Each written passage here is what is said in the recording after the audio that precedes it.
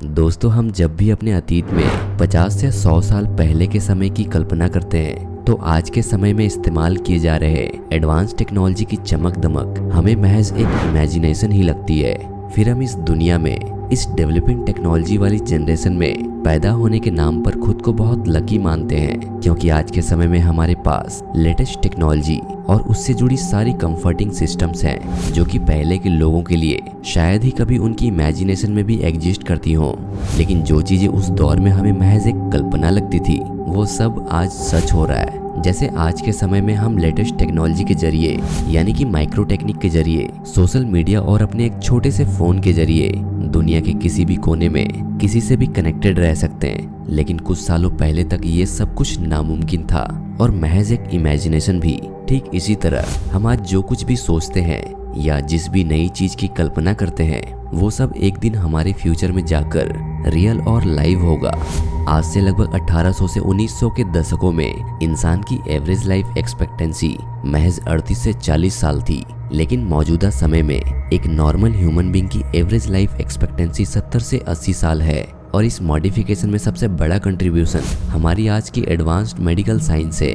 आज के समय में किसी भी इलनेस या कॉमन डिजीज का इलाज संभव है। हाँ, ये बात है कि आज भी कुछ बीमारियों का परमानेंट क्योर नहीं ढूंढा जा सका है, लेकिन आने वाले समय में वो सारी टेक्निक्स होंगी जो अभी हमारे पास नहीं है। फ्यूचर में हम नैनो टेक्नोलॉजी की मदद से ऐसे किसी भी बड़ी से बड़ी सिचुएशन से लड़ने में सक्षम हो सकेंगे जो आज हमें इम्पॉसिबल लगता है, क्योंकि इसी की मदद से हम और भी ताकतवर, बुद्धिमान और तेज हो जाएंगे।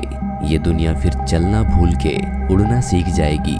जो चीजें अभी हम आपको बता रहे हैं वो महज एक कल्पना नहीं है, बल्कि आज भी इस दुनिया में इस्तेमाल की जा रही है। इस टेक्नोलॉजी की मदद से हमारी बॉडी के अंदर नैनो चिप्स जैसे इंफॉर्मेशंस इंजेक्ट किए जाते हैं जो हमारे बॉडी में मौजूद हार्मफुल माइक्रो ऑर्गेनिज्म को खत्म करके नए सेल्स बनाते हैं और महज कुछ ही सेकेंड्स में ये अपना काम भी कर लेते हैं। आज हमारी बॉडी को किसी डॉक्टर या नर्सेस की जरूरत होती है ताकि हम बीमारी का इलाज करवा सके। आने वाले समय में हमारा ऑपरेशन और ट्रीटमेंट एक रोबोट करेगा। सोचिए कितना एडवेंचरस होगा वो पल। और शायद अभी के जमाने में लोगों को ये बातें खतरनाक भी लगती हो, लेकिन फ्यूचर में झांक कर देखा जाए तो पता चलता है कि बहुत जल्दी ये सब कुछ बदलने वाला है। नैनो टेक्नोलॉजी की मदद से हम एजिंग प्रोसेस में भी बदलाव करने में सफल हो पाएंगे। जैसे हमारे बॉडी में मौजूद एजिंग सेल्स को अगर खत्म कर दिया जाए तो इंसान एक न एक दिन मरेगा तो जरूर, लेकिन जल्दी बूढ़ा नहीं हो पाएगा।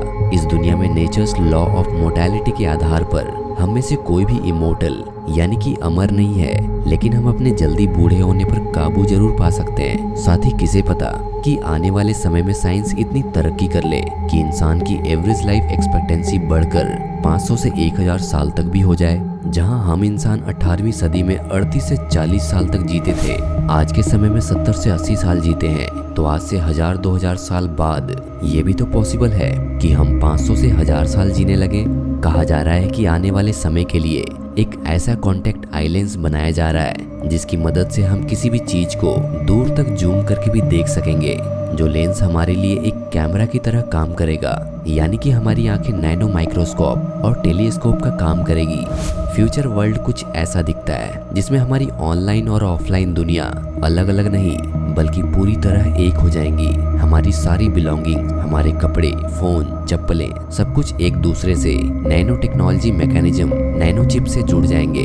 नैनो रोबोट्स की मदद से पॉल्यूशन जैसी समस्याओं को भी खत्म किया जा सकता है। लेकिन अब सवाल ये है कि क्या ये दुनिया हजारों साल बाद भी वैसी ही होगी जैसी अभी है? जिस तरह से, जिस तेजी से इंसान इस दुनिया में मौजूद नेचुरल रिसोर्सेज, वाटर, ऑयल, कोल, ग्रीनरी, फ्रेश एयर इत्यादि का भरपूर इस्तेमाल किए जा रहा है, उसी अंधाधुन में कुछ सालों बाद हम ये भी भूल जाएंगे कि हम क्या खोते जा रहे हैं। आज के समय में इस दुनिया में 7 बिलियन लोग रहते हैं, लेकिन आने वाले हजारों सालों में लगभग 3020 तक कम से कम इस दुनिया में 100 बिलियन लोग रह रहे होंगे। इस तरीके से भविष्य में होने वाले बदलाव की वजह से हम दूसरी दुनिया या दूसरे ग्रह पर जाकर बसने के लिए मजबूर हो जाएंगे। समुद्रों में सी लेवल बढ़ जाएगा और कई शहर उसमें समाते चले जाएंगे। सूरज का तापमान इतना ज्यादा बढ़ चुका होगा कि धरती का एवरेज टेम्परेचर भी बढ़ जाएगा और global warming effects, ultraviolet radiation effects की चपेट में आते आते ये पूरी दुनिया तबाह हो जाएगी। तब हमें वाकई रहने के लिए दूसरे घर और दूसरी दुनिया की जरूरत पड़ेगी। यानी कि हमें दूसरे ग्रह पर जीवन की तलाश करनी होगी ताकि हम ह्यूमन सिविलाइजेशन को आगे बढ़ा सकें। हालांकि दुनिया भर के वैज्ञानिकों ने माना है कि मार्स पर इंसानों के रहने के लिए सूटेबल एटमॉस्फेयर मौजूद है, पर कुछ highly modified technical support system की मदद से इसके अलावा कोई बेहतर ऑप्शंस ढूंढने की तैयारी की जा रही है जहां इंसान अपनी एक नई दुनिया बना सके। इस प्रक्रिया में लगभग 1000 सालों जितना लंबा वक्त जरूर लग सकता है, जिसके लिए हमें तो सबसे पहले फेज में ही एक बहुत बड़े स्पेसशिप की जरूरत होगी जिसकी मदद से इंसानों को इस दुनिया से दूसरी जगह ले जाया जा सके। दुनिया भर के साइंटिस्ट और एस्ट्रोनॉमर ऑर्गेनाइजेशन दुनिया के इतिहास में अब तक का सबसे बड़ा और भयंकर स्पेसशिप बनाने की कोशिश कर रहे हैं। हो सके हमें दूसरी दुनिया में जाने के बाद एलियंस और रोबोट्स के साथ रहना पड़े जो कि हमसे भी ज्यादा modified highest degree artificial intelligence से लैस हों। आज के समय में सोशल मीडिया पर किए जाने वाले चैट्स, कमेंट्स, लाइक्स भी बेहद सिंपल आर्टिफिशियल इंटेलिजेंस का पार्ट है, लेकिन इससे हटकर और भी बहुत कुछ है जो हासिल किया जा सकेगा। हम आए दिन अपने सर्च रिजल्ट से मिलते जुलते एड्स तो अपने फोन के दूसरे ऐप्स पर देखते ही हैं, जो कि हमारी नजरों में दरअसल बहुत ही साधारण सी चीज है, लेकिन उसके पीछे छुपी हुई कॉम्प्लिकेटेड टेक्निक्स को हम देख ही नहीं पाते। भविष्य में सब कुछ हमारे हिसाब से ही होगा, हम जैसे चाहें जो चाहे वो कर सकते हैं। All we need is an artificial intelligence laced robot जो देखने में बिल्कुल एक इंसान जैसे ही होंगे, पर वो कोई भी काम करते हुए थकेंगे नहीं। ऐसे रिसर्चेस में ही ये बात सामने आती है कि आने वाले समय में लगभग 1000 सालों के बाद हमारी आंखें बहुत बड़ी हो जाएंगी, और ऐसा सिर्फ इसलिए होगा क्योंकि हमारे शरीर में मौजूद डीएनए कुछ स्पेकुलर चेंजेस से होकर गुजरेंगे। हमारी बॉडी में ऐसी बहुत सारी चेंजेस होंगी जो हमें आज के समय में थोड़ी सी अटपटी लग सकती है।